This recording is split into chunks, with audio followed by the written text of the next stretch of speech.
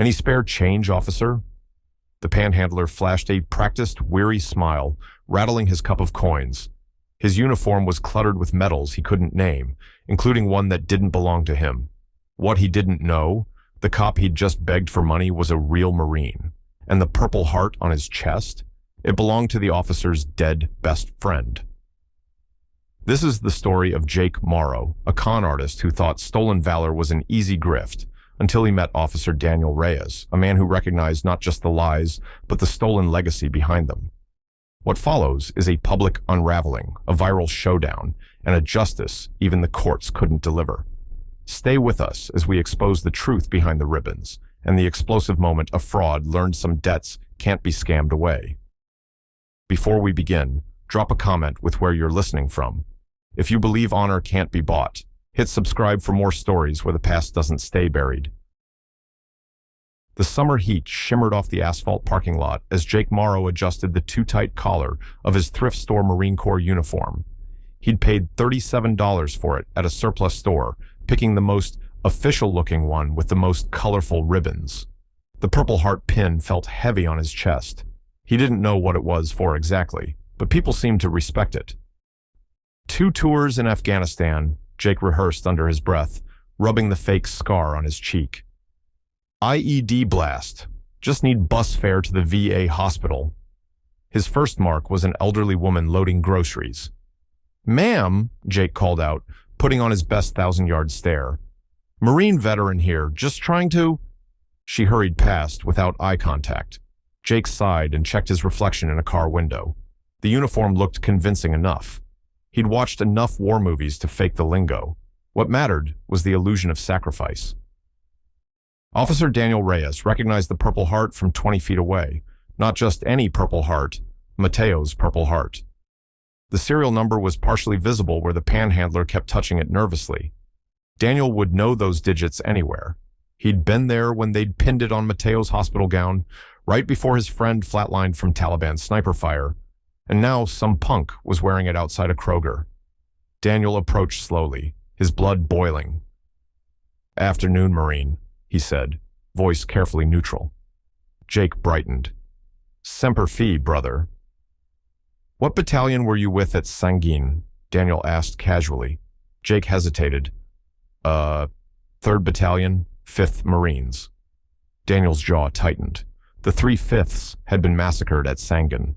No survivor would forget. "Funny," he said, pulling out his badge, "because I was actually with 3/5ths, and I don't recognize you." The air crackled as Officer Reyes stepped closer, his shadow stretching over Jake like a verdict. The grocery store's automatic doors hissed open and shut behind them, a rhythmic echo to Jake's quickening pulse. "Let's try again," Daniel said, voice low. "What's the first thing they teach you about the Purple Heart?" Jake's fingers twitched toward the metal. "It's, for getting wounded, sir." A muscle jumped in Daniel's jaw. "Wrong. It's for being wounded by enemy action." He tapped the ribbon rack. "And this V device means you volunteered for the mission that got you hit." His voice dropped. "So, tell me, hero, what mission was that?" A teenager in the crowd gasped. Someone's phone camera zoomed in. Jake's throat went dry. He blurted the first lie that came to mind. "Operation Enduring Freedom," the crowd murmured. Daniel's smile was ice. "Funny, Enduring Freedom was Afghanistan. This medal's citation number starts with I-5, Iraq." He leaned in. "You're wearing CPLS Mateo Ruiz's sacrifice. He died holding a pressure dressing on my leg while sniper fire pinned us down." He ripped the Purple Heart off Jake's chest, the clasp tearing fabric. "This isn't a prop." Jake's face burned. He shoved Daniel hard, just as a woman in the crowd screamed, "That's the guy who scammed my mom last week." The dam broke. The Purple Heart clattered to the asphalt, spinning like a roulette wheel, before coming to rest at the feet of a gray-haired man in a VFW cap. Time slowed as the old veteran bent to pick it up, his knuckles whitening around the metal. "That's mine," Jake lunged, but Daniel's baton snapped out, blocking him like a gate. "Prove it," Daniel challenged. "Tell me what's engraved on the back." Jake's mouth worked soundlessly. The crowd pressed closer, a construction worker still holding his lunch bag, a nurse in scrubs, the teenager now filming vertically for TikTok. The VFW veteran turned the medal over with trembling hands. His voice cracked as he read aloud, "For Corporal Mateo Ruiz, Sangan District, 12th of July, 2011. A woman gasped. The construction worker spat on the ground near Jake's boots. Daniel's radio crackled with backup requests, but he never broke eye contact with Jake. "That citation was read at Mateo's funeral," he said, so quietly only Jake could hear. "His mother kissed this medal before putting it in his coffin. Then some lowlife dug it up." Jake's bravado crumbled. He took one staggering step back, then spun and bolted toward the busy intersection. The tackle was textbook perfect. Daniel's shoulder drove into Jake's ribs as they hit the pavement, the air exploding from Jake's lungs in a whoosh. The handcuffs clicked cold around his wrists before he could draw another breath. "You're under arrest for theft of valor, fraud, and desecration of—" "I didn't know," Jake wheezed, cheek pressed against the asphalt. His eyes darted to the Purple Heart, now cradled like a relic in the old veteran's hands. "I just bought it online, I swear." Daniel yanked him upright. "From who?" "A grave robber, a widow scammer." He shoved Jake toward the squad car as the crowd erupted in applause. Then came the voice that stopped everyone, a teenage boy holding a skateboard. "Hey! That's the guy who's been hitting up every Walmart in the county."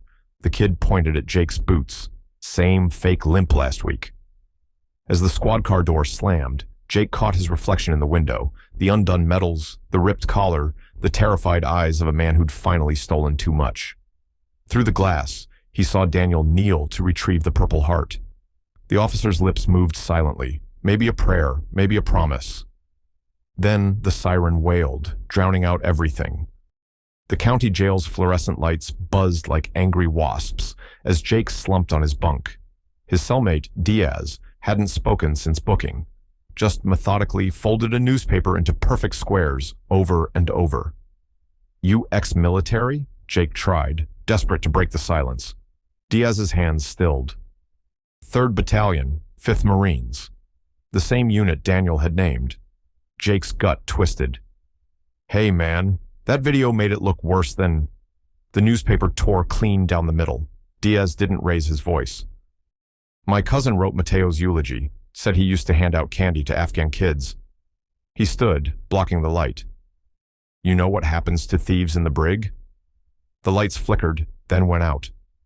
Somewhere in the dark, Jake heard the snick of a plastic spoon being sharpened against concrete. When the guards restored power 15 minutes later, Jake was curled fetal on the floor, his stolen Valor shirt missing its sleeves. Diaz sat calmly, reading the rebuilt newspaper. "Lesson 1, Diaz said, flipping a page. "Ribbons earn respect, not the other way around." Outside, rain sheeted down the barred windows, washing the streets clean. 1 year later, a clean-shaven Jake stood outside the VFW hall, holding a donation check from his new construction job. Officer Reyes blocked the door. "I don't want your money," Daniel said. Jake nodded, then placed the check on the ground. "It's not for you, it's for—" He couldn't say the name. As he walked away, Daniel finally understood. Some men steal valor because they have none of their own, and some debts can never truly be repaid. Jake Morrow thought he could fake sacrifice, but Officer Reyes made sure he faced the real cost of it. Some lies stain deeper than blood, and some debts can't be repaid with pocket change. This story isn't just about stolen valor. It's about what happens when the past catches up, when the uniform means more than the fabric, and when real heroes refuse to let sacrifice be forgotten. If this story moved you, let us know where you're listening from in the comments. Have you ever witnessed stolen valor? What would you have done in Officer Reyes's place?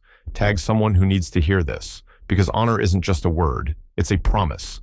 Don't forget to subscribe to Hopeful Horizon for more powerful stories where justice isn't just served, it's earned.